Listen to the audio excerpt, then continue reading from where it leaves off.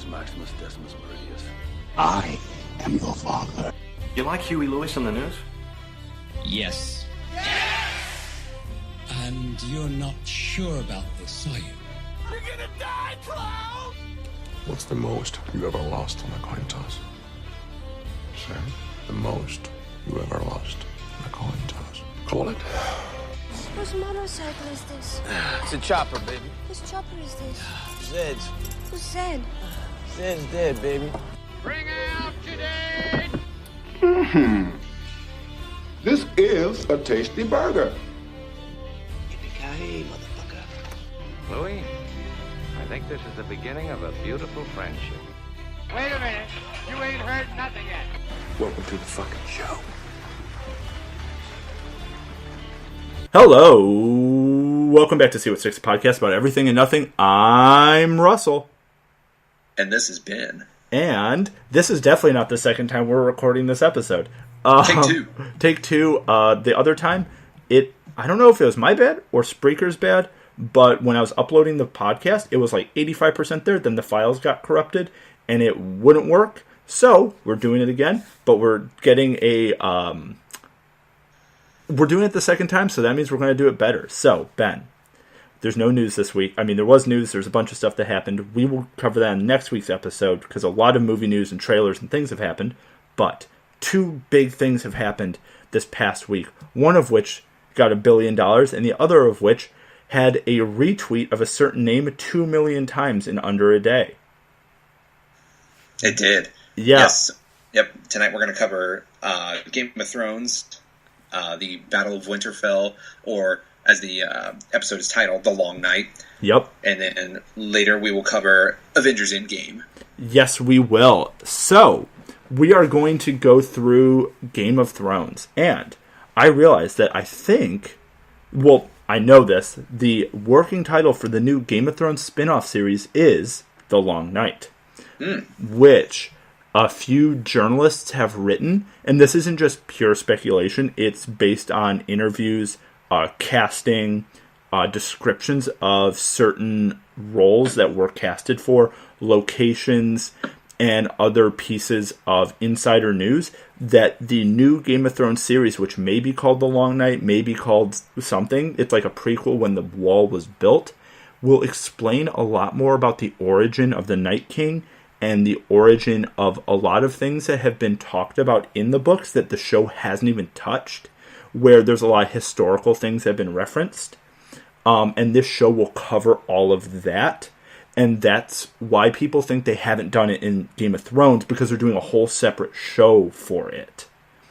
And maybe a lot of people's gripes with certain characterizations in this episode will be solved in the next show. Maybe not. So. Yeah. And I hope that's the case, because, without knowing that there was an offshoot series coming up that could be talking about some of these like explanations and character motivations, like I would count myself as one of those people that would be having those gripes about, what exactly is the Night King's motivation in this, like, because it really hasn't been, and probably at this point probably won't be explained without cramming in some sort of forced explanation that never sounds good. You don't ever want to hear that kind of just monologuing about here's me unnaturally explaining why everything is happening. Yeah, I would like if the last episode of the series is like half a flashback, where in the previous season, season 6 and part of season 7, Bran was having those flashbacks where he was watching things happen. They didn't really have to say anything. They were showing it. I have a suspicion that they might be doing that with the show, where they're doing, like, they're not explaining it. They're literally going to have Bran, like when he goes, like, white eyes, where he goes screensaver mode, and he starts warging into the past, or going, like, green seer, that they might just show all of the stuff. And then you're like, oh, this is why. And they can probably show 1,000 years of Game of Thrones history in 6 minutes. And maybe help explain away some of the, I don't want to say contrivances, but some of the contrivances of the show. But yeah, so let's talk about Season 8, Episode 3, The Long Night. So my initial thoughts on it were it was a very good episode that had some kind of technical issues with it. Yes. And I think if anybody is listening to this and has paid attention to social media in any way, shape, or form, they've probably seen a lot of people tweet about how it was a very dark episode. A lot of the action was hard to follow. And that, for me, that was the case. And one big thing I thought was very disorienting and hard to follow was the dragon fights, the mid-air dragon fights. It was kind of hard to keep track of what was going on. Had Viserion not been a zombie dragon at this point, spewing blue fire, I would not have known who was on who. Yes, and I think a lot of people are complaining about the scenes on the ground with like the Unsullied and stuff. The scenes that were the hardest for me to follow personally, and this isn't like a gripe and saying Game of Thrones is bad. No, the episode was incredible. It was like so good. Like if I had to give it a score, it'd be an A-. But the hardest things for me to follow were the dragon fights. A lot of that was so hard for me to follow because of Jon and Daenerys being very small on the back of their dragons. The winter storm that was created by the Night King, and a lot of the angles that they filmed the characters at were very difficult to follow. But I think that may, in a strangish way, work to the show's advantage to show the literal fog of war. That was kind of my thinking, was because the director of the episode, Miguel Sapochnik, he's not new to these things. Yeah. Like some of the other episodes he's done. Hard Home. He did Battle of the Bastards. He's done the biggest battles of this show. So he's not like green at doing these things. It's not like he's not technically, able or capable of creating these awesome fights.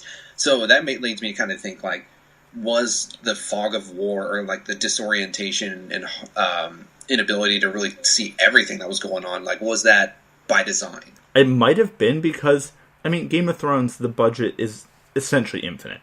Yeah, it's a blank check. And I think they chose to film the thing in 50 days of night shoots, where the Battle of Bastards was during the day.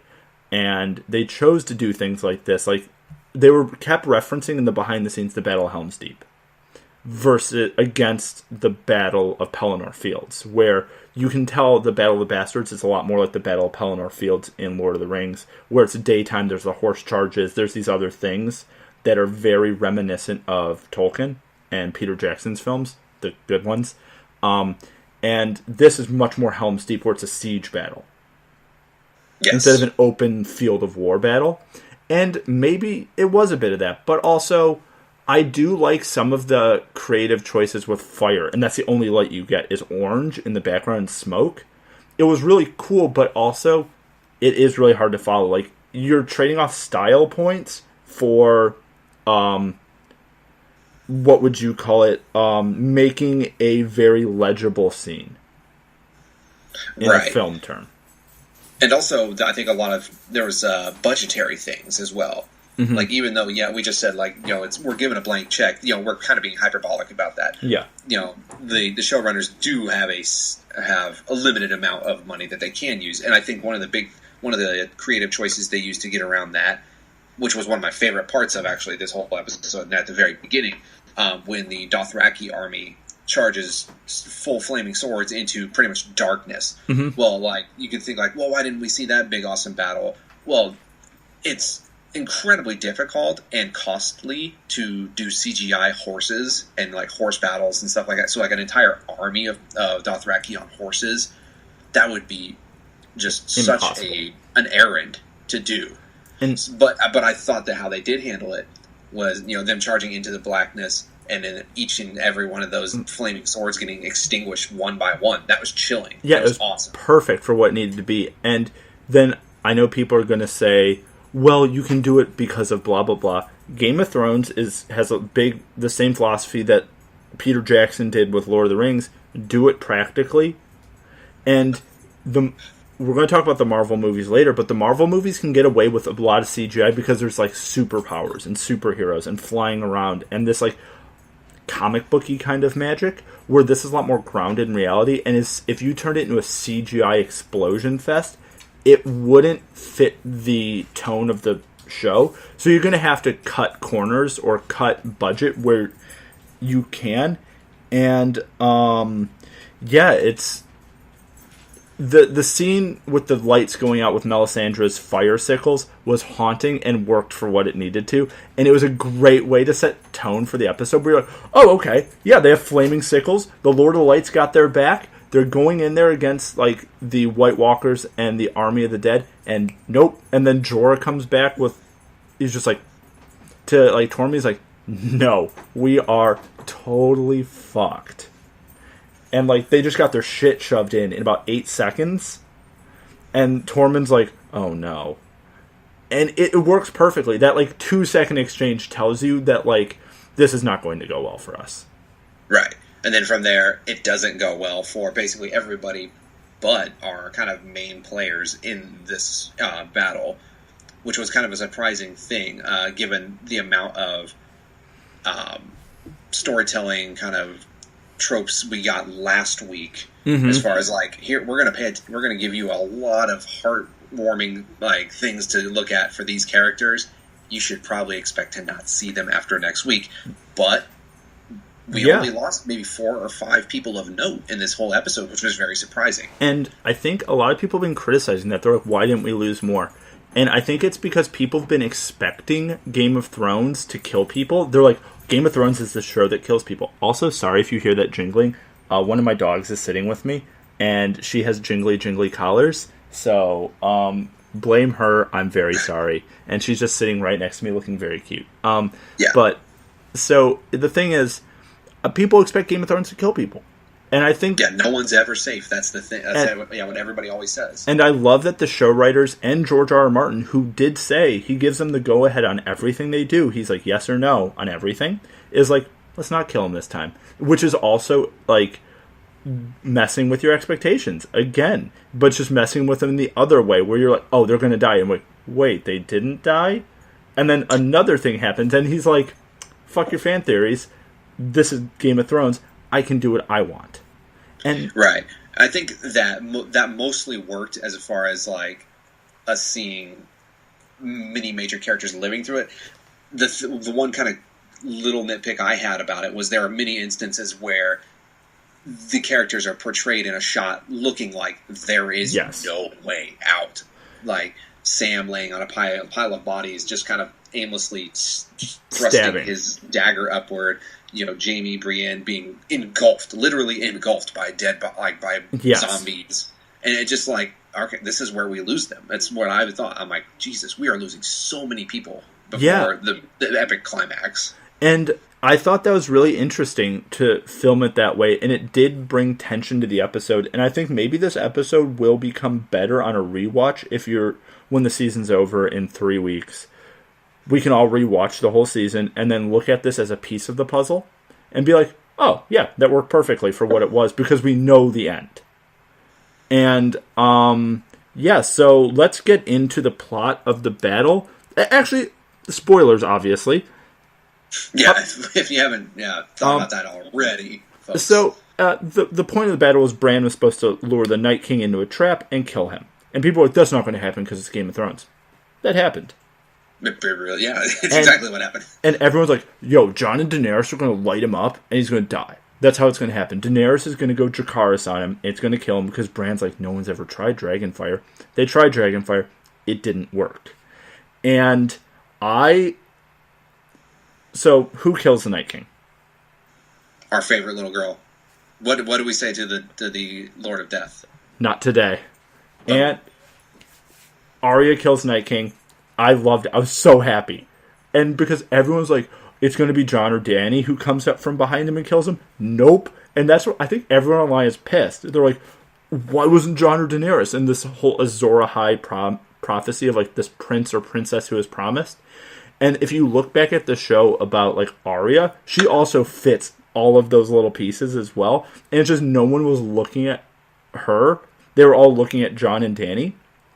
But, like, they were looking at literally, like, well, they were birthed from flame and all this other stuff. And if you look at all these little pieces of Arya, where it's like, they'll have to do these certain things, it's like, technically speaking, she did do all those. And that's why in the previous season, or 2 seasons ago, Missandei, when she was talking to Melisandre, was like, yeah, it's hard to do prophecies because you can misinterpret them, which I think was the show being like, don't read into it too much. You're going to look the wrong way. And that's why Daenerys was like, oh, it could be a guy or a girl, because there's no gender to that word. Right. And yeah, it was good. Yeah, and oh my goodness, to see some of the reactions of Arya doing the deed, and like some of the people, like there was a big thing where people were calling Arya a Mary Sue, and for anybody, exactly. For anyone that's unclear about the terminology or what this means, a Mary Sue is a female character in a story that is essentially like flawless, has never had any sort of like trials, tribulations, or whatever. And this goes against every single thing in Arya's entire story arc. Yeah. Her father literally had his head cut off. She was on the run for 4 seasons. Yeah. And then, she was put through hell training to be, a super assassin. And was blinded and stabbed. Stabbed several times. She had her own character flaws. She got too cocky. Yeah. At one point, she's had her own journey through ups and downs. Like, she is in no way a Mary Sue. I think these people were, mainly the folks that were calling her this were probably, basement dwelling neckbeards that were like, oh, why didn't Jon get to kill her? Yeah, and that's the thing. I love that so much, because it's like, she had to learn how, like, her hubris was a problem, and then kind of relearn that, like, okay, maybe a little bit is fine, and then it's like, a girl has no name, and then she's like, a girl is Arya Stark. Where she had to come full circle, and that's why I think Jaqen Hagar is like, you learned your lesson. You're not, like, right for us, but you learned what you needed to learn here. Yeah. And I think that was perfect. And I really, really, really love that Arya was the one to get that blow. And I mean, I think it would have been interesting if it was a Theon, but I don't think it was would have been as well earned. But it would have been interesting to be like, whoa, Theon was the one who did it? Or like, there was a fan theory that said maybe when the Night King got up to Bran, he would like get to his knees and bow. And like, I think that would be too weird. Like, that would have been just like, whoa, no, too much. And I think people are like, George R. Martin's so profound and all this other stuff. Yeah, even though you're profound, and like, even though you made the Red Wedding, and even though you did the Jon Snow thing, even though you've like had the Hodor moment, that doesn't mean you can't get rid of this existential factor, because the Night King is kind of a metaphor for like global warming and nature versus man. It's kind of what he is at the end of the day. He is nature. He is that, and versus humanity. And the name of the books is A Song of Ice and Fire, so I think in the books he's going to be a bigger problem, but the show is a Game of Thrones. So the show is going to focus on the interpersonal part. So right. And what I loved about Arya doing it was kind of the poeticism, if that's a word, of her using cat's paw. Yes. A dagger that was meant to end Bran's life in season 1 after Jaime pushed him out. Mm-hmm. And then that exact same dagger was used to save Bran's life, but also save humanity. Yeah. So it was awesome. And it was so cool. And that dagger has been important for so long, for so many reasons. It was in that book that Sam was reading in the Citadel, and people were like, that's the dagger. And so it's like one of those, like, I think if we looked at it and went back, we're like, oh, obviously, this dagger is going to do something huge. It's going to be the dagger to save the universe. And yeah, I think a lot of people discounted it after it was used to kill Littlefinger. Yeah. And they're like, oh, there we go. Yeah, it's being used again. Like, no, we're not done with you. Yeah, and Bran gave Arya the dagger in the same spot that she killed the Night King. And there's a scene, apparently, that people have been breaking down who aren't getting all incel-y over the episode, where when Bran looks at the Night King, he looks at his eyes and then looks at his chest, which people are thinking maybe when he was going, like, he was warging out, he was looking into the future like, how the hell is she going to kill him? And he's looking, he's like, that's your weak spot. He's just looking at him, and the Night King just doesn't realize, because people are like, well, the Night King's super powerful. He's sort of just a force of nature. He's not even like Sauron. Like, Sauron is like if we're getting the Lord of the Rings, is kind of like a demigod type creature. The Night King isn't. It's a dude who was converted into an ice zombie who learned how to make more ice zombies that was not... It's essentially like you built a computer program that can build more computer programs. And it's if Frankenstein's monster learned how to make more Frankenstein's monster. And right. that's and what he is. And at the end of the day as well, like, we learned all the way back in Hardhome that White Walkers have a key weakness, and that's Valyrian steel. Yeah. And so, like, it shouldn't be any surprise that a dagger made of Valyrian steel that was put directly into his, abdomen kills him. Yeah. And people are like, I think the problem, not with the episode, the problem with the fan base of this, and we're going to talk a little bit about it in Endgame, is the internet is the problem. People, like, if you make a billion fan theories, it's not going to live up to them. It's going to be one of them. So if you just watch this in a vacuum, it's going to be incredible. So if you haven't seen this, or maybe you're just listening to this podcast and you haven't seen Game of Thrones and you want to listen to people talk about it, which is cool, watch it and just don't, like, think about it, but don't think about the internet stuff. Just enjoy it for what it is. Like, if Lord of the Rings, from 2000 to 2003, came out today, people would nitpick the shit out of those movies. They'd be like, well, why does this happen? Why does this happen? Bro, it's a book. It's not real. Some guy wrote this, and you're adapting it into a movie. There's going to be plot holes. It's one of those, like, so you accept the fact that there's White Walkers, and you accept the fact that there's dragons, but you don't accept the fact that a girl who can literally change her face with magic killed somebody. Like, that's where your problem is. Like, please, let's break this one down together. Yeah. And that kind of thing. But, in general, what did you think of the episode, and the weird death of Melisandre at the end? Overall, I thought it was a good episode. I think my expectations for it might have been a wee bit too high, but not so much that, like, I was completely disappointed. Like, the whole time I was on the edge of my seat because of how dreadful everything was that was going on around it. But at the end of the day, probably not my favorite big battle episode that they've ever done. Yeah. And then with Melisandre at the end, basically her just kind of walking off into the sunset, taking off her magic jewel and becoming her old decrepit self. It was like, well, yeah, she said she was going to die before sunrise. And she did. She did, yep. And just before we end, in our in memoriam for Game of Thrones is all of the Dothraki, basically all of the Unsullied, Ed from the Wall, Lyanna Mormont, Beric Dondarrion, who's been resurrected 9 times, if you guys don't remember, Theon Greyjoy, I very sad to see him, Lord Jorah Mormont, Lord Friendzone, if you guys don't know, the Night King, Zombie Viserion, and Melisandre, who took off her charm and essentially whisked away Luke Skywalker in the Last Jedi style. Yeah. For me, special shout out to little Bear Island badass Lyanna Mormont. That was an awesome death. I love that death where she stabs him in the eye, and I was like, that's a perfect way for this character to go. And I knew they were going to kill her off in one of these episodes, and I think it's the best of her, like, fighting a giant. It's perfect. Yeah. That was Game of Thrones. It was a good episode. Watch it. Next, Avengers End Game, which we definitely have more to say, and it's definitely a denser thing because it's also 3 hours. Right. Following up 3,000 minutes of film, and I Love You 3000. So maybe there's a little more to that. But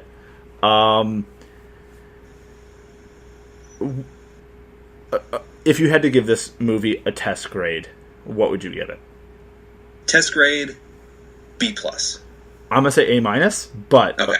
So we're right around that. We're right around the same. I've been hard on Disney in the past for buying up a lot of properties, but I've come to a realization recently.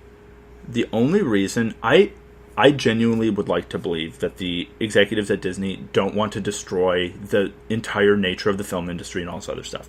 They wanted to buy these properties for their streaming service. That's all they wanted them for. They literally just wanted to have properties to put on their streaming service. Literally, I think that's all they wanted for, is just money. They don't really care about creative control of all of these. I think maybe they're doing a little bit of cleaning out the closet with, like, we don't need this, maybe we can make better stuff.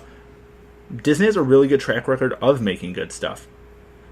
I'm not going to be, like, being paid off by Disney or anything, which we're not.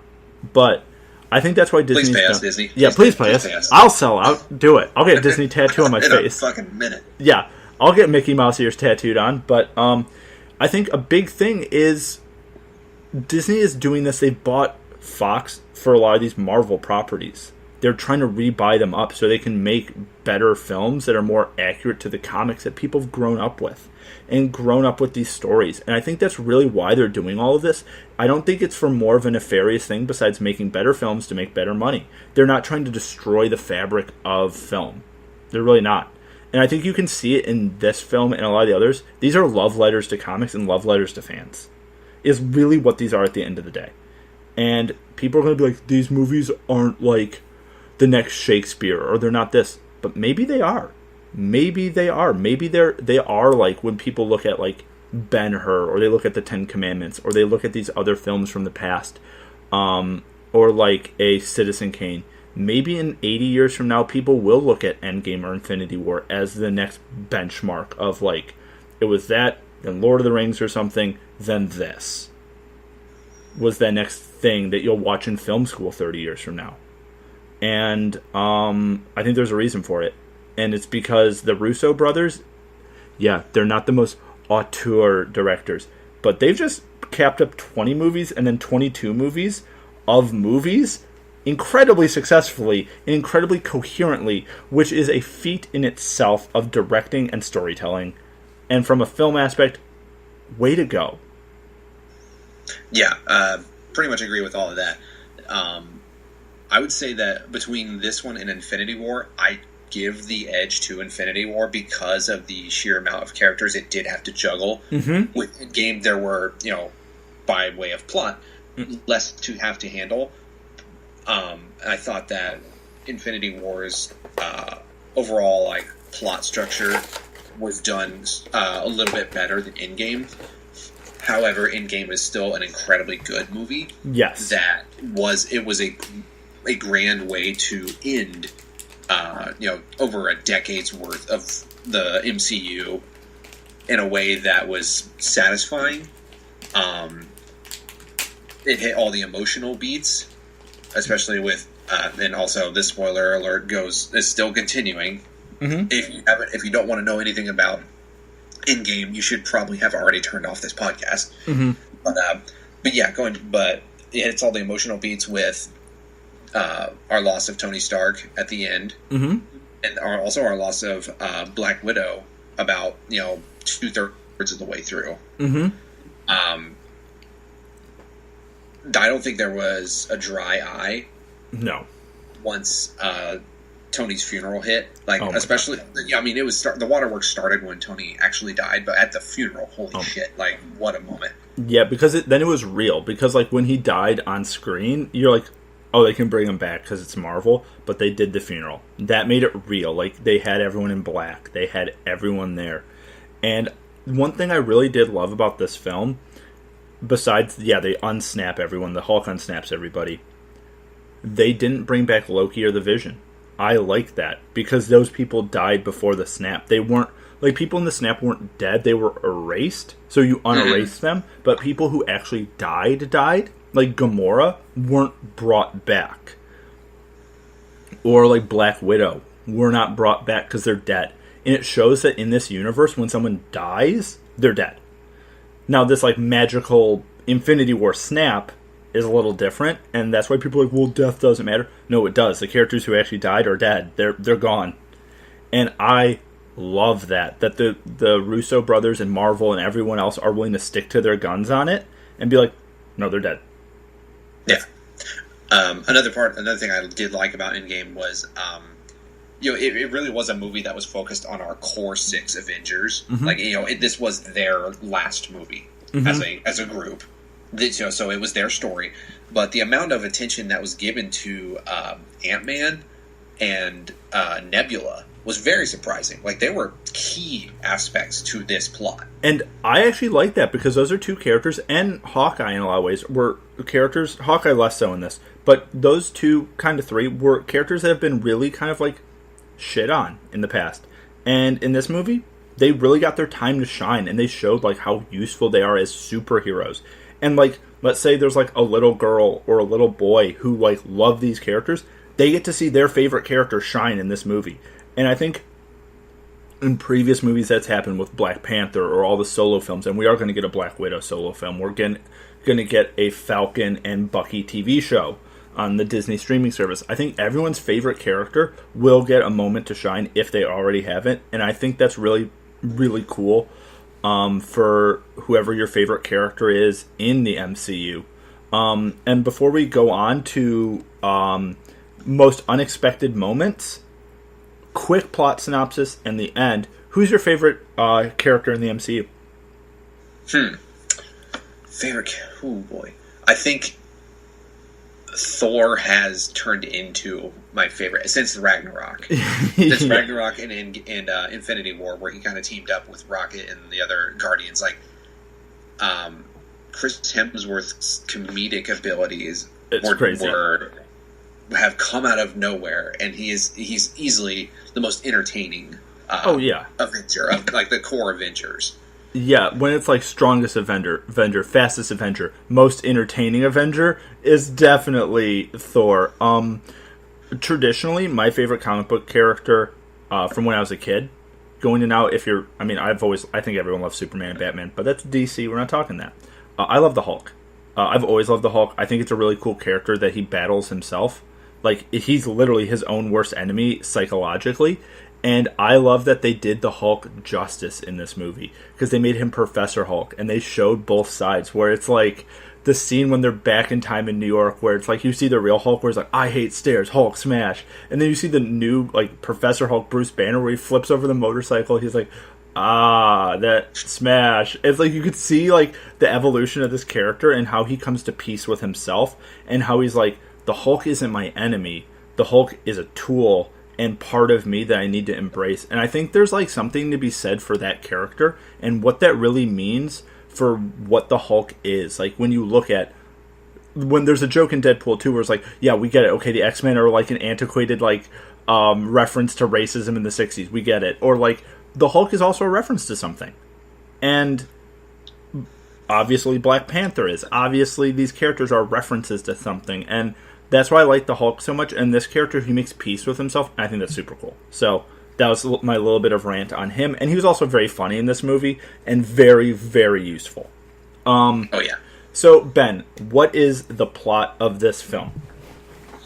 All right, so we start off, obviously, coming off the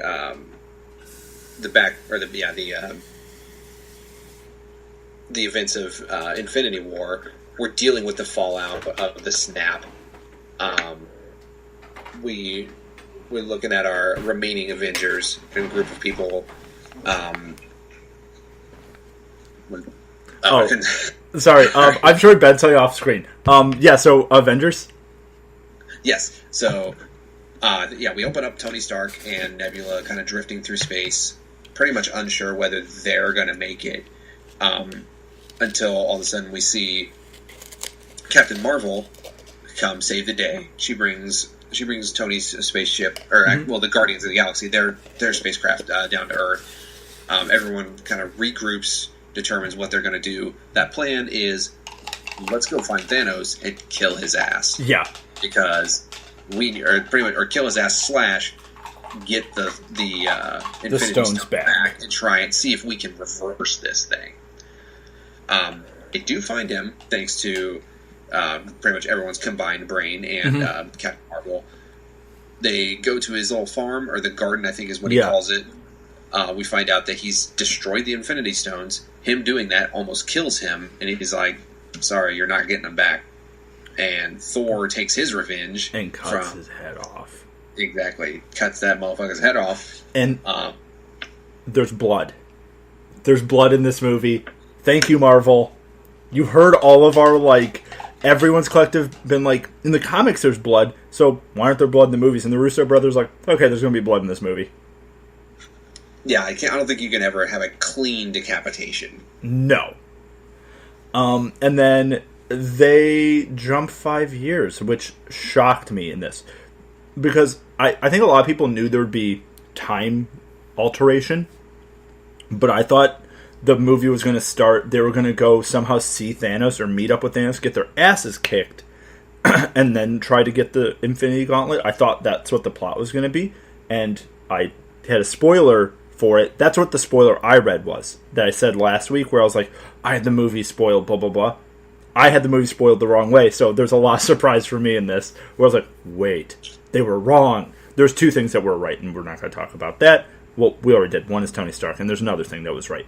But Tony Stark, in my version of the leak, died the way Black Widow dies. That's what I had read. And so when she didn't, because in the version I read, it was Cap and Tony who went to Vormir. They, like, whoever, like, suspected that. So they must have known pieces of the plot and then just assumed the rest. So when that didn't happen, I was like, wait, is Tony not going to die in this? Because he didn't die in that scene. I'm like, oh, okay. And then when he did, I'm like, shit, this is where he's going to die. But, yeah, so there's a 5-year time gap, and I think this is my favorite part of the movie. Yeah, it's when we really get to see, like, how not only the remaining Avengers, but, like, humanity is dealing with the fallout of the loss of half of the universe, half the population of Earth. Yeah, Cap is leading a recovery group for people, trying to cope with the loss of loved ones. Black Widow is now the kind of de facto leader of the Avengers, of whoever's still kind of hanging around. Yeah. Hawkeye, after his family was snapped, he's been AWOL pretty much as a just killer, just going around trying to kill bad guys left and right, trying to get rid of any evil in the world. But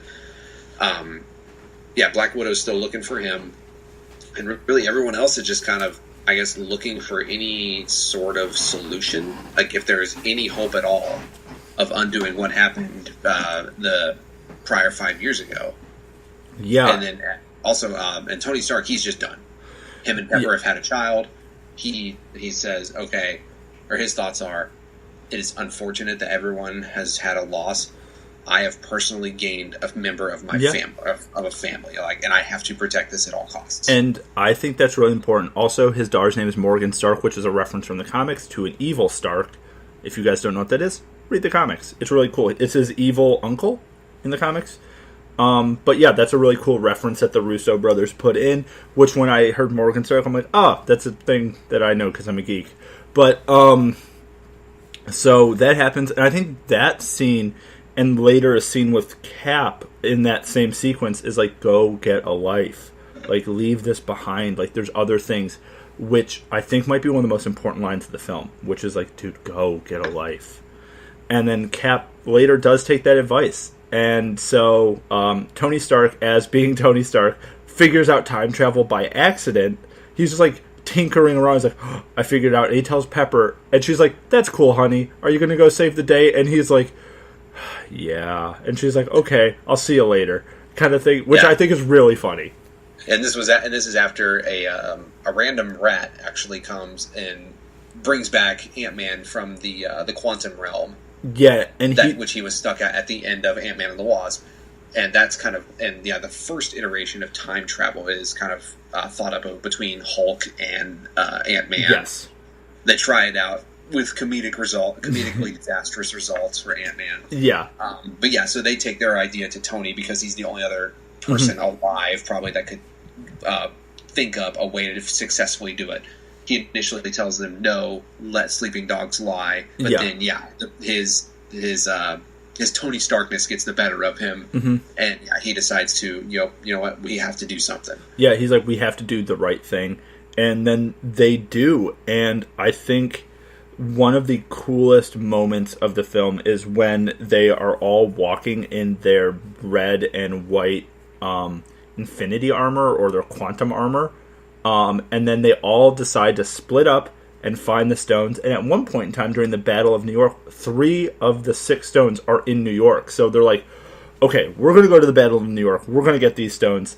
Hawkeye and Black Widow are going to go to Vormir with Nebula and War Machine, who are going to go to essentially the beginning of Guardians of the Galaxy, get the Soul Stone and the Power Stone, or the Mind Stone, and then Rocket Raccoon and Thor are going to go, or Fat Thor are going to go to Asgard to get the Ether, which is the Reality Stone. Yes, which is still stuck inside of Natalie Portman from the Dark World. Which is, I really like that they brought that movie back, which makes me want to rewatch Thor: The Dark World, because they were explaining pieces of it, and Thor's like explaining the movie Thor: The Dark World to everyone in their like conference room, and they're like, "Dude, we have no idea what you're talking about," which is so funny because it's them pointing fun at like, yeah, no one watched this one. Maybe you should go back and rewatch this movie because it's kind of important. And like he's dressed like the Big Lebowski, he's dressed like the dude, and it's so funny. And he just like the entire time he's just being like an asshole. He's like, "I'm still the strongest Avenger," and everyone's like, "No, you're not. You're a clown." And I think, well, we know Black Widow sacrifices herself for the Soul Stone, and so that's how they get that, because you have to have the sacrifice. You have to have the soul for the Soul Stone. War Machine and Nebula get the Purple Stone from the beginnings of Guardians of the Galaxy with a really funny joke where it's like, "Oh, Peter Quill's an idiot," and they're like, "Yes." But Nebula gets switched out with old Nebula because she's a computer, and you see their like neural pathways get crossed, and Thanos is like, "These assholes are going back in time. I know how to do this." So he sends old bad Nebula from before Guardians of the Galaxy 1 to go get new good Nebula, and they do an old switcheroo, which becomes important in like 10 minutes in the film. And then in the Battle of New York, 2 of the 3 stones are acquired with some really funny extra scenes. The Tesseract they have to go back to the 70s to get the Tesseract, where Tony Stark meets his dad.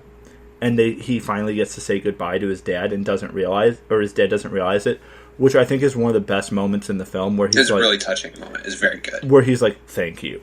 Where like, I think for a lot of people, there's things you may want to say to anybody, maybe not even a parent, like something you want to say, and if you were able to go back in time or somewhere else and disguise yourself and actually say it, you would, because you're too scared to say it in the moment. And I think that was a really powerful scene where he's like, "Thank you." And like his dad is like, Howard Stark is like, "Okay, cool." And then they like, and he learns from his dad that Howard actually did care. Yeah, like he wasn't just this absent father, just dedicated to his work more than his family. Like he did care about his family, and that was very important. And he just didn't know how to show it. Exactly. And I think that's like a lot of people, like they do care, they just don't know how to show that they care. Which is really good moment. And then everyone comes back to normal present day, which is 2023 planet Earth, because it's been 5 years since 2018, and we have Bad Nebula. So they put all the Infinity Stones in the new Stark Tech Gauntlet, which becomes important later. The Hulk re-unsnaps the world. That was a weird sentence. And we have birds again. We have everything. We have people calling each other. For about 45 seconds, we're like, "Oh, okay." Yeah.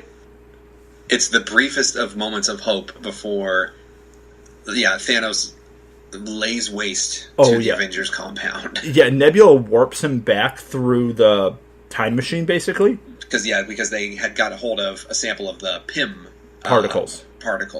And so they make his ship really small, and they warp it through the ceiling. And this is a scene where I thought some Avengers were going to die in the facility, where Thanos essentially is like, "Okay, we're going to carpet bomb the shit out of this place," and they turn it into a crater. And I thought Ant-Man was dead, I thought Rhodey was dead, and I thought Rocket was dead in that, because it just exploded. And then the battle. And we'll start with Hawkeye and the aliens scene, which was the coolest way to start that battle off. Terrifying, too. Yeah, the horror scene. Since aliens is your thing, go for it. Yeah, really, it has to have been an homage back to aliens, because it starts off. Hawkeye sees he's in kind of like a, well, at this point, underground tunnel, because the whole place has been obliterated. But he's in kind of like a sewer system tunnel with a nice, lovely red hue of a light. Mm-hmm. he finds the Infinity Gauntlet with all stones intact, but then he notices an entire group of monster aliens just rushing down the tunnel for him, and he's like, "I gotta get the fuck out of here! We got problems here, guys." Yeah. So he does manage to escape them through some explosive arrows and through some harpooning or whatever you call it, battling gun action. Yeah, and it works perfectly, and it's such a cool sequence. And then we get the moment that I didn't expect was going to happen, where after Thor summons Mjolnir and Stormbreaker, and he gets the Odin beard, and he gets everything, and you're like, he's dual-wielding hammers. And him, Tony Stark, and Cap start to fight Thanos, who's just sitting and waiting. And it's really good because they don't have their groove together, and they're just, half kicking his ass, but they're, hitting each other as well, which shows that these three guys haven't fought together for the last, 10 years. They're, literally so rusty on fighting. And we see Tony just get obliterated. He just gets knocked back. Thor gets almost what he does to Thanos, where he gets the Stormbreaker put through his chest. And Mjolnir's on the ground, and what happens? And then, all of a sudden, Mjolnir, we see, flies through the air, but it doesn't go to Thor. Mm-hmm. The hand that receives it is Captain America. Which, I think I haven't heard that thunderous of applause in a movie theater ever. It got a hell of a reaction in my theater as well. And with this scene, I'm not just saying this for the podcast, I'm genuinely not. This scene, from here on out in the movie, I was a mixture of clenching my seat like in a horror movie, happy like the end of Lord of the Rings, and tears of joy and worried and every emotion because Cap has the hammer, Thor's powering it with lightning, and he's just kicking the shit out of Thanos. And Thanos is like, you guys are assholes. I tried to save your civilization by wiping half of you out, which is weird logic. But he's like, now I'm going to kill all of you. And then he summons his entire Chitauri army, all of the are they Reapers or the dog things? I forgot the name of those. He summons his Black Order, who are assholes from the first movie, and I'm like, God damn it, I hate these guys. The dude looks like Squidward, and all of them are just back on Earth, and they're so Ronan. Yeah, and his dudes. Yeah, Ronan's dudes, all of them are there, and then you see I think maybe the best shot in all of the MCU, apart from maybe the first shot of Tony Stark with his arms out and the bombs going out behind him. That first shot with a wide shot of all the things shooting past him, I think is a really good shot. And then this with Cap against the entire army. Yeah, I believe, does this happen before he gets a hold of Mjolnir? It's right when he gets it. Because he walks towards them, and he has the broken shield. It's only half of the shield, and it's cracked. He's beat the hell up. Just him facing down an entire alien army. He's just like, I may die, but you know what? I'm gonna fucking fight. Yeah, I'm Captain America. I'm gonna take at least some of you out with me. And because at this moment, Thor is still kind of unconscious. Tony's beat up on the ground because he just got punched with an Infinity Gauntlet, essentially. Or no, he didn't. He just got punched. Yeah, he did. He just got punched by Thanos with his cool dual-wieldy double sword. And then they're out, and Cap is standing there, I think I'm gonna die. And then you hear over his little radio communicator on your left. And when they first said it in the movie, I'm like, what? Because people are still cheering. And then you hear it again, it's on your left. And then the sparkly portal rings open, which I'm gonna just call the portal scene in the movie. I don't know what else to call this. Yeah, Doctor Strange's weird portals open, and you see everyone, the Ravagers from Guardians are there. Howard the Duck is there. Was he? Yeah, Howard the Duck. There's screenshots. I looked online before we recorded this. There's 5 frames of Howard the Duck, and I'm like, that's incredible. Every character from the MCU, the Valkyrie is there the Valkyrie are there. The Asgardians are there. All of the Wakandans are there. literally everyone you've ever wanted to see. All of the other like sorcerers from the Saint with Doctor Strange and Wong are there, and they're doing all their magic. And it's one of those scenes where you're like, oh my god, they're doing it, and it just like makes you so happy and so hyped for what this is. And you're like, this. Have you seen Ready Player One? I am not. Okay, well, that's fine. This scene is like the ending scene from Ready Player One if you gave a shit. And that's what it is, because this is 11 years, and this is earned. Like, this is something we've been waiting for, where people thought in Civil War was going to have a scene like this.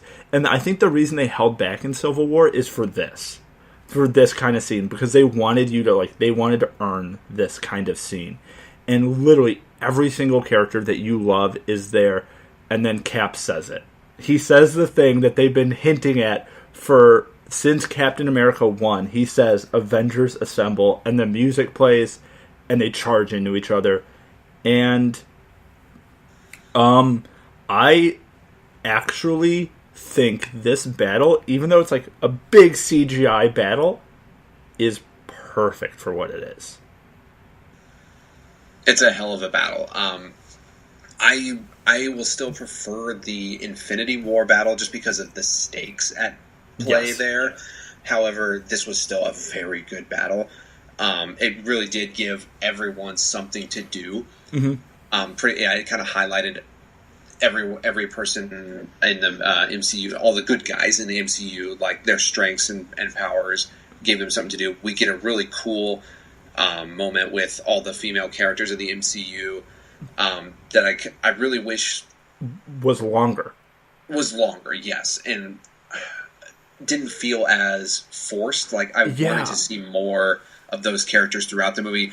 Granted, many of them were, dead because of the snap. But like Captain Marvel, she just kind of showed back up. Yeah. And really the excuse they gave through the plot was just that she has other planets to try and help out as well. But then she conveniently comes back and takes out Thanos' ship. But that kind of felt just like, I want to see more Captain Marvel. I want to be developed more. And like, we got like this scene with Okoye and Shuri, and we got like Nebula, we got Valkyrie, we got like Mantis. We have all these cool female characters, and they could have, like, that scene maybe lasted 5 minutes. They could have done half the battle with the female characters, half the battle with the other male characters, or just intersperse them more. And like, that scene was super badass, and I got a lot of cheers in the theater when that happened. They all like teamed up, and they're like, we got this one. And it was so cool, but they could have just kept going with that, because you just see how some of the most powerful characters in the MCU, I think 2 of the 3 most powerful characters are females. You have Captain Marvel and you have Scarlet Witch, which are 2 of the most powerful characters. And in theory, those 2 characters, they had to nerf a little bit, because if you put those characters at full power, they'll just rip Thanos to pieces. Like, literally, they'll just... Oh, yeah. He's dead. And, like, they had to nerf them a bit, but I feel like if you had a more comic-accurate version of the movie, you would have just those 2 characters, and then you just tear them limb from limb, and you're like, movie's over. Because really, either one of them could have taken on him by themselves. Oh yeah, and that was another little nitpick of mine, is that the consistency of Thanos' power without the glove, it kind of changed a little bit. Yeah, between Endgame and Infinity War. Yeah, because he was not that powerful before, but now he's just like a titan. He's literally able to kick the shit out of anybody, which I thought was really interesting. And I mean, if it's one of those, don't think about it too much. Like, it makes sense if you don't think about it, but like, if you're looking at it objectively, I'm like, wait, why is Thanos so strong now? And I think one of the scenes that was cool is when he got the Infinity Gauntlet, he was fighting Captain Marvel, and he like headbutts her, and she just looks at him, and like, you see the look on his face. He's like, oh god. And he makes his fatal mistake. He takes one of the stones out of the gauntlet and punches her with it, and it knocks her back. But when he does that, Doctor Strange looks at Tony as like this is your moment. Like, I know I didn't tell you what you need to do, but I think right now you know what you need to do. And then Tony essentially goes up and does the old switcheroo with him. And it's one of those, I can't remember what movie it is. Oh, it's from Spider-Man Into the Spider-Verse. watch the hands, not the mouth kind of thing. And he does the switch, and then he has the Infinity Gauntlet on his arm, and Tony says, "I am Iron Man," and snaps, but fries himself. Yeah. And which I learned actually today that when his line that says "I am Iron Man" was not in the original script. The Russo brothers and Robert Downey Jr. agreed, like, Tony has to say something. Like, he could not just be silent and do the snap. Like, he's Tony Stark. He always has a smart-ass comment. Yeah. So, yeah, they came up with that together. That, you know what, that makes a little bit of sense in the scene because he pauses for a second. When he has it, he's like, he looks at him, and it's almost like to give the audience a second, and then he's like, "I am Iron Man." And then he does it, and that scene, and the screen goes white. And that's where I started to tear up. Yeah, as soon as he snapped, everyone knew, like, there's no turning back for Stark, but he had to do this. Yeah, and I feel like if any, like, Captain Marvel in the comics has wielded the Infinity Gauntlet because she's strong enough to. Black Panther has had it in the comic books because he's strong enough to. But those characters are badasses and really important for this universe and in general, but I feel like if they did it, it wouldn't have been earned the same way because Tony started it, Tony had to end it. Yeah. The emotional heft for that we felt because Tony did it. Mm-hmm. Like you said, it was earned. And I think if Captain America was the first Avengers movie or Thor was the first, like, comic book movie in this universe or any of them, they could have done it. I think it's whoever's movie was first. But also, fun fact, today is 11 years to the day of Iron Man being released, is when we're recording this and uploading this.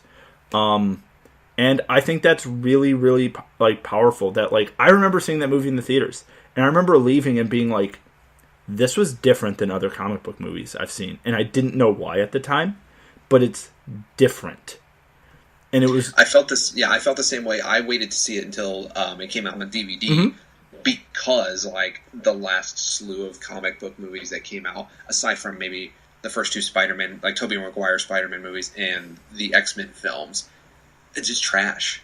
Yeah. Like, in comparison to what we've been having, or what we've had over the past decade. But yeah, once I did see it at home, yeah, exactly. It was like, this is different. This is special. Yeah, there's something more about this. And were you in college when this came out? Yes. Okay, I was in, I think, freshman year of high school when this came out. No, I wasn't. I was in 8th grade. Which gives us a little thing of Ben and my age difference. Yeah, because it was 2008, correct? Yeah, I was in 8th grade because I was in high school in 2009. Okay. Class of 2013. You guys can do the math on how old I am. So, yeah. But, yeah, it was one of those things when I saw this, and then the Hulk came out after it, and then Thor, I was like, whoa, there's something different here. Like, there's something is... I don't know if they're more grounded in reality or not grounded, but there's, like, a level of, like, finesse to these movies that the other ones just didn't have. And there's a level of, like, literally soul to these movies that I think people caught on instantly because I was a comic book nerd as a kid, right? And I knew who Iron Man was. I knew who Thor was. I knew who Captain America was. I knew these characters because I was a geek. And I still am. But a lot of people didn't. They saw Iron Man, like the song? Or whatever, and they're like, who the hell's Tony Stark? Like, who the hell cares? Like, what is S.H.I.E.L.D.? What is, like, who's Nick Fury? Thor? The God? Like, and people knew the Hulk from the shitty Ang Lee movie, but, like, people didn't realize. And then now this happens 11 years later, and there's people who, like, I've been at the gym, and I've heard, like, talking about the Avengers movie, I'm like, whoa, you've seen these? Like, people you would never expect in a million years. Like, old men in the saunas are like, did you see End Game yet? It's like, what? Like, it's incredible, and I think it's really helped. If you're a kid right now and you're a nerd, it's a good time to be a nerd. Yeah, absolutely. Yeah, because the release, it was Iron Man, the Hulk, or the Incredible Hulk with Edward Norton. when he was in it. And then Iron Man 2 came out, I think, after that. Or Thor, and then Iron Man 2. Yeah, and then Captain America. And yeah, I think it was... I want to say it was probably Captain America, the first Avenger. When that released and how successful and how well done that was, I think that's where most everybody started to think, like, okay, this cinematic universe, it's going to go places. Yes. It really, I think, because I think the first Iron Man movie was before the MCU was a real thing, because it was made by Paramount. Yeah. It was a Paramount movie. And I think maybe even the Hulk was, or maybe Hulk was after the acquisition, or Hulk was maybe Universal or something. They were like a different studio before the Marvel was bought by Disney, became its own studio. But the continuity's still there, even though they recast Edward Norton. They recast before Don Cheadle. What's his name? Terrence Howard. Terrence Howard. Yes. Yeah. Fun fact. My cousin used to date Terrence Howard. I'm not kidding. Oh, wow. Yeah. For my family listening to this, I do remember that. That was a long time. That was actually around the time when, like, in 2009 or something. She's actually married now. But not to Terrence Howard. But that was the thing. That was the thing for a little bit. I never met Terrence Howard. I didn't. But that was a real thing. That was in my family. But so yeah. Sorry to out you on the podcast. Hope you listen. And if you don't, you'll hear about this. But yeah, so I think it's really special, and I'm excited to see where this goes. And seamless transition. We didn't just have to pause. We left off at a place. Ben, we're talking about comic book movies. What's up? MCU something. Sorry, I'm putting a lot of effort into this transition that was completely seamless. But yeah, I am excited to see where these go. Yeah, from here, it's kind of anyone's guess where we do go. As far as I'm hoping that they kind of scale it back to give us, 3 or 4 individual stories before we, with maybe a hint of where we're going to go in an overarching type movie story wise. Whether that be the Secret Wars or another like different thing that's on the scale of Avengers. Infinity Wars and Avengers. Who starts to lead the Avengers? That's kind of anyone's guess, really, from here. I have a feeling maybe the next Avengers team, they're either going to do like the Young Avengers, maybe with Ant-Man's daughter as Stature, because she has like similar powers to Ant-Man. And they could do Ironheart, which is Tony Stark's daughter. They Rescue, who's Pepper Potts' character, like these ones. Or they could do the what are they called? It's the female Avengers, essentially. They have a name. They could do that, and I know they're going to do as Guardians of the Galaxy because they reference it at the end. And I think that's where it's going to go. But I have one big theory on who the next baddie is going to be. I think the next big overarching baddie over the next 10 years will probably be Galactus. Probably. It almost has to be if they want to go bigger than Thanos. And that's really one of a couple that are bigger than Thanos. Yeah, there's probably like maybe 4 other ones, but the most mainstream one besides Thanos would be Galactus. But I think the next bad guy that's like Loki-style bad guy, who was kind of a bad guy for a while but then kind of got diffused, is going to be Doctor Doom. I hope so. I hope they bring the Fantastic Four and the X-Men into the fold in a proper way. I mean, X-Men has been kind of more successful. Like, they've been done well enough up to this point. But the Fantastic Four has just been abysmal failure in every sense of the I think it'd be hilarious if once... I think it's inevitable that they do, but once they do, if they were ever to have like a flashback and like, Chris Evans did a real quick, Captain America thing, like if he met up with like, the Human Torch and be like, hey, something like that. That'd be so good just to be like, I see what happened here. And I think they're probably going to do Fantastic Four first. I think they're going to let the X-Men rest for a little bit. I think they should. I think maybe they'll do X-Men, maybe they'll hint at it, or maybe they'll add in like a Nightcrawler, or maybe something like that, or maybe reference Cerebro, or reference a Magneto.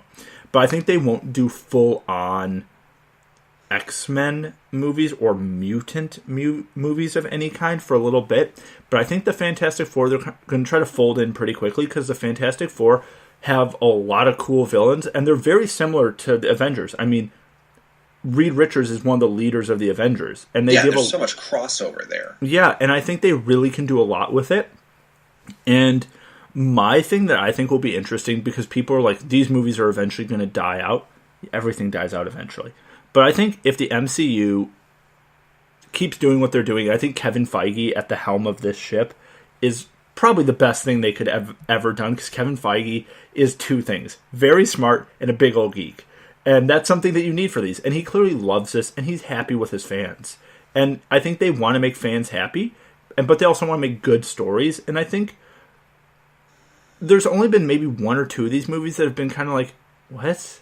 What the hell is that? But in general, if you look at all 22 movies, they're all pretty much hits. None of them have been critically panned. Right. They've all, it's all been kind of their critical, or how they've been taken are really based around other Marvel movies. Like, we'll say, like, oh, this one wasn't really as good as Guardians of the Galaxy, or this one wasn't as good as the first Avengers. But that doesn't mean they're bad movies by themselves. And I have a theory as what they're going to do to mix it up. So, Winter Soldier was a little bit of an espionage movie. I have a theory. This is just a theory. They're going, and like Guardians of the Galaxy is kind of a comedy. I mean, it is a comedy. Yeah, absolutely. They're comedies with action. I think they're probably going to dabble into horror, or dabble into like noir, or dabble into other genre things, or dabble into even like a buddy cop, like a strictly buddy cop movie. And I know Thor Ragnarok has an element of buddy cop, but I feel like they're going to do that more and kind of branch out, because you have Thor as kind of a comedy guy now. You have Captain America, even though he's an old Cap, as like a serious character. You have Tony Stark as an action hero. I think they're going to branch them off a little more, and then when you have these big team-up movies, you get a little bit of all of them, kind of like Into the Spider-Verse had an element of all of their different comic runs, and we saw how that worked incredibly. Yeah. If they were to go into a horror portion, which the New Mutants, the movie that with Stacey Williams, like that is going to be a horror movie, which I think I read yesterday actually, because I was curious. I was like, wait, when is this movie coming out? I think it's slated for later this year or early next year, but they're thinking it may. I thought I saw something that they may push it to Disney's streaming service. Regardless, it looks cool. Yeah. It's a different take. It's a different way of approaching it, and that's we need that every now and then. Yeah, and I think it'd be really cool to do that. And like, Captain America 1 was a period piece. It was set in World War II, and I think if they keep doing that and they keep learning from all the mistakes that DC is doing, they're going to be fine.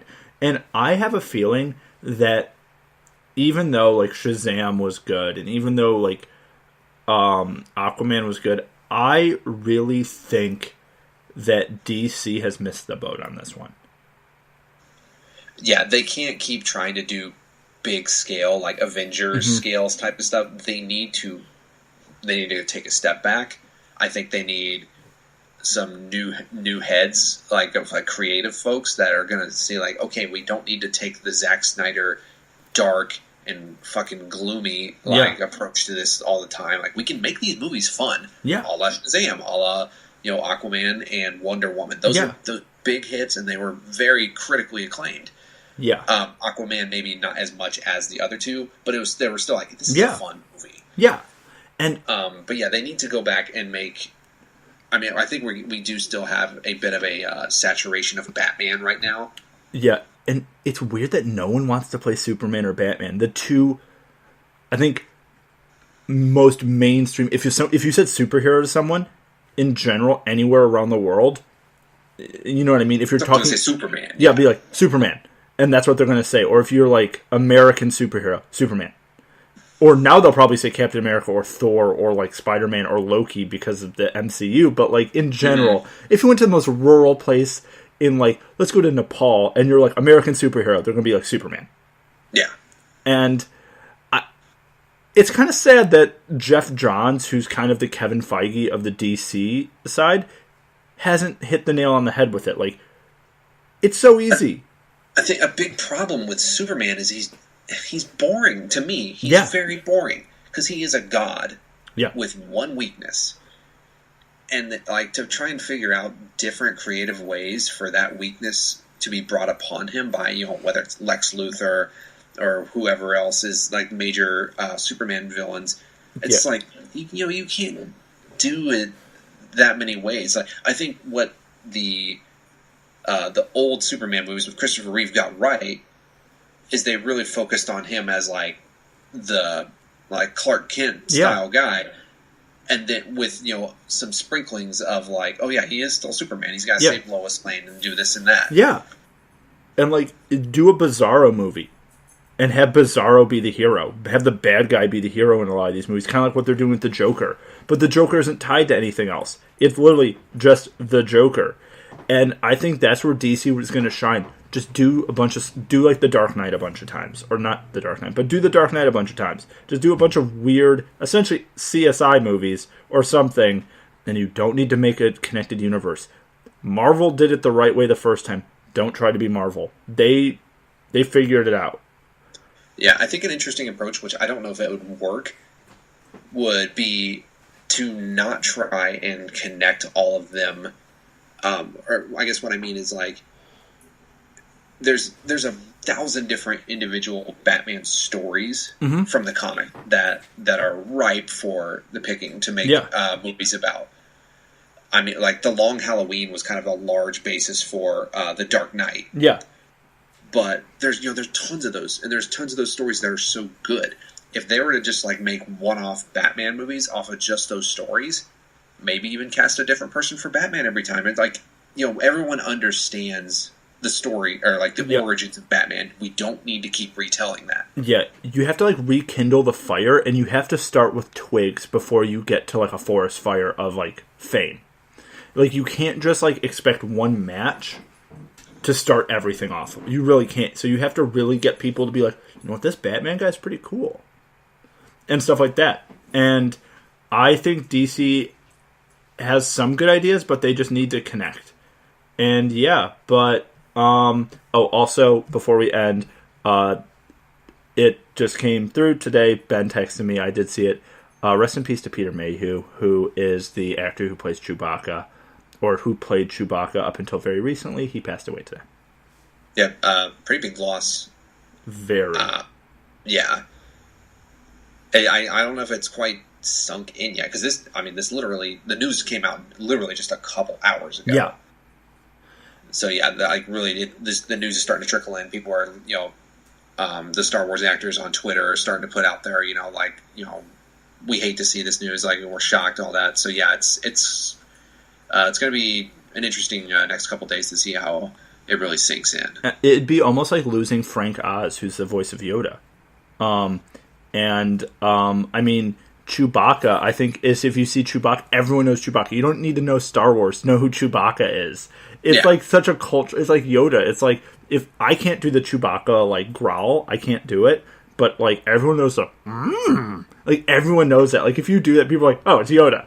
Like, or like the Chewbacca thing. Everyone knows what it is. And Peter Mayhew coined that. He did that voice, and he came up with that idea. And yeah, that's a big, big loss. Rest in peace to Peter Mayhew and his family.